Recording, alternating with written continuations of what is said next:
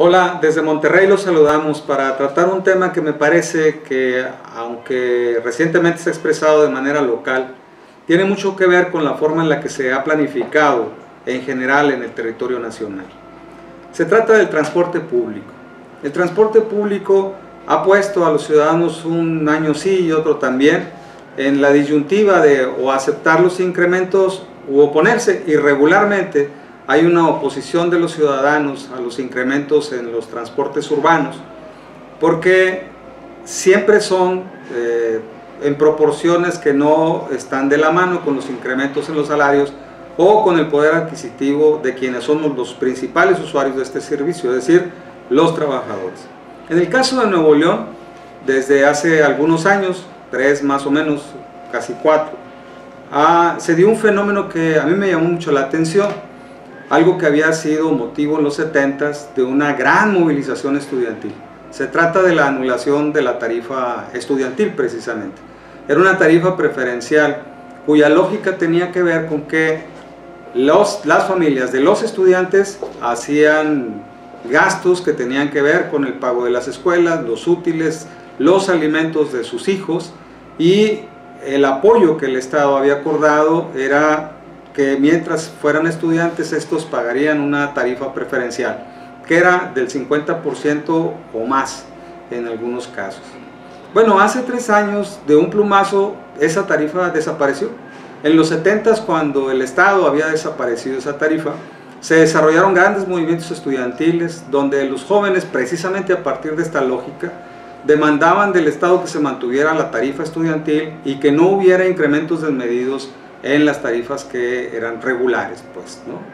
Y posteriormente se implementaron también demandas que tenían que ver con que se favoreciera a los sectores más desprotegidos, es decir, las personas de la tercera edad, los discapacitados, en fin, que eran usuarios del transporte colectivo. Bueno, en los 70s un movimiento muy importante llegó a paralizar totalmente el transporte en la ciudad.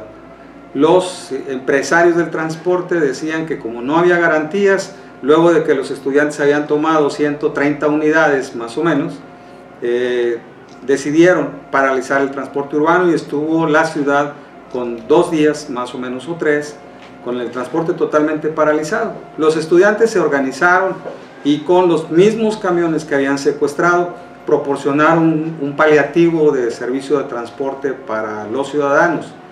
Demostraron además con eso que el transporte en efecto era rentable, y era rentable con cuotas que eran voluntarias. Los ciudadanos aportaban una cantidad, los que usaban los vehículos que traían en circunvalación los estudiantes, y con eso se le dio mantenimiento y se llenaba de diésel los tanques de los camiones en aquella época.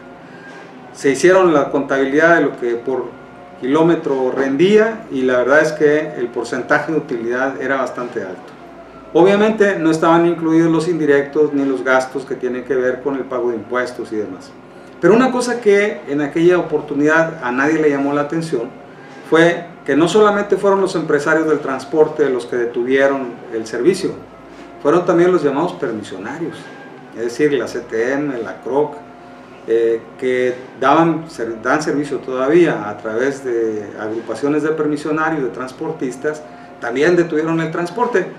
Y había un juego en esa época, si la memoria no me falla, el gobernador era Pedro Zorrilla, que tenía que ver con la confrontación entre los empresarios y las fuerzas del Partido Revolucionario Institucional. Es decir, los permisionarios de los camiones eran utilizados también como una suerte de herramienta de la movilización política priista, como todo lo que se había venido construyendo hasta esa época. Pues bien, un año sí, el año siguiente también, el que sigue, siempre nos hemos enfrentado al incremento de las tarifas y hasta ahí llegan las demandas de los ciudadanos. Pero ¿cuál es el verdadero problema de la movilidad? Bueno, es precisamente la idea que el Estado tiene respecto de cómo se tiene que resolver la movilidad que afecta, que tiene que ver con la productividad que se desarrolla en las comunidades a las que se le presta servicio. Las zonas urbanas, en la medida en la que van creciendo, van demandando cada vez más servicio de transporte, porque la gente se traslada a los centros de estudio, a los centros productivos, a las empresas, en fin, a los centros comerciales, y el servicio de transporte colectivo es una necesidad. Nuestras ciudades han sido, sobre todo en el norte de la República, diseñadas muy al estilo norteamericano para la utilización del automóvil. De ahí deriva que en Nuevo León tengamos un parque vehicular que es casi de 2 de cada 3 habitantes tienen un automóvil. Digo, no es así la proporción, pero sí ese es el número de vehículos que andan circulando en un parque vehicular de arriba de 2 millones de vehículos, con una ciudad que ha crecido tanto que ha transformado la mancha urbana del estado, concentrada en 9 municipios fundamentalmente, ¿no? Los otros 42 municipios que hay en el estado de Nuevo León no sabemos quién vive, porque el 83% de los ciudadanos está concentrado en estos 9 municipios. Y ahí hay esa concentración urbana, hay una concentración vehicular también muy alta, y entonces hay una necesidad de transporte colectivo que sea eficiente, que sea de calidad y que sea accesible. Y el Estado no se ha preocupado por eso. De hecho, el actual gobernador, Jaime Rodríguez Calderón, en campaña había prometido que se terminaría la línea 3 del metro. Eso no ha ocurrido, y no solamente no ha ocurrido, se incrementó ya el valor, el costo para poder terminar la línea que dejó inconclusa el anterior gobernador, Rodrigo Medina. Pero además se habló también de implementar otros modelos, un monorriel en la orilla del río Santa Catarina, eficientar el servicio de transporte urbano a través de la creación de consorcios que hicieran rutas no alimentadoras, sino rutas que llevaran a los trabajadores de sus residencias a sus trabajos. Y hoy lo que ha venido pasando es que todos los trabajadores tienen que utilizar 2 o 3 transportes más. Bueno, y nosotros nos quejamos solamente del incremento. Bueno, el problema es bastante más delicado. Tiene que ver con que el Estado ha seguido una línea de planificación que favorece solamente a los empresarios del transporte, que no piensa en el beneficio ciudadano. Hay alrededor del mundo, incluso en países de Occidente, sistemas de transporte que están pensados realmente para servir a la comunidad.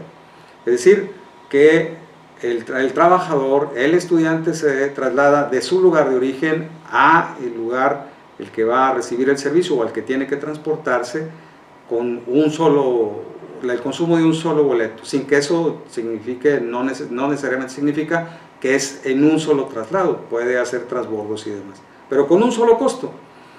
Nosotros no estábamos pensando en eso. Las últimas manifestaciones que se han hecho en la ciudad por los incrementos desmedidos que está intentando implementar el gobierno del Estado y el Consejo Estatal de Transporte, se han limitado a la demanda de no al incremento de tarifas, y no se ha propuesto un plan de movilidad y sobre todo una política de transporte público que realmente beneficie a los ciudadanos. Es cierto, no deben incrementarse las tarifas. El servicio de transporte del Estado de Nuevo León es el más caro del país, y es uno de los más deficientes. De los más deficientes porque no cumple con el propósito para el que están diseñados los transportes colectivos, es decir, que realmente a la hora que tú utilizas el transporte vayas de tu lugar de origen a tu trabajo o a donde te sea necesario transportarte, es decir, que el transporte te lleve a algún lado. No como ocurre en el caso de Nuevo León, que los transportes no te llevan a ningún lado, tienes que andar transbordando de uno a otro. Aquí tenemos un problema muy serio, porque mientras no enfrentemos con una política integral, el choque va a seguir dándose un día sí y otro también, y al final de cuentas van a estar implementándonos una política de incrementos que además no corresponde con la realidad. Los diputados, los ciudadanos, sobre todo los ciudadanos usuarios del transporte, estamos obligados a participar hoy de una manera diferente. Sí es cierto, tenemos que oponernos a que haya un incremento de, como ya decía, las tarifas de un transporte que es el más caro del país. Les voy a dar un ejemplo. El año pasado, mientras en Nuevo León se estaba debatiendo el incremento del transporte para llevarlo casi a 17 pesos, en el estado de Jalisco la demanda de los transportistas era que se les autorizara llevarlo de 7 a 10 pesos. Es decir, en 10 pesos era rentable el transporte para ellos. ¿Por qué Nuevo León no es así? ¿Y por qué tendríamos que pagar prácticamente el doble? Son cosas en las que nosotros tendríamos que poner atención y hacerle un llamado de atención al gobierno del estado, primero para que cumpla sus promesas de campaña que tenían que ver con la eficientización del transporte urbano, y segundo, para que a nosotros nos alcance el talento y la fuerza para hacer una movilización que sea capaz de frenar la voracidad de los empresarios del transporte y reivindicar la verdadera calidad que tiene que tener el transporte colectivo, el transporte público, es decir, servir a los ciudadanos. Ahí es donde hay que poner el acento. Corre la voz, corre la voz.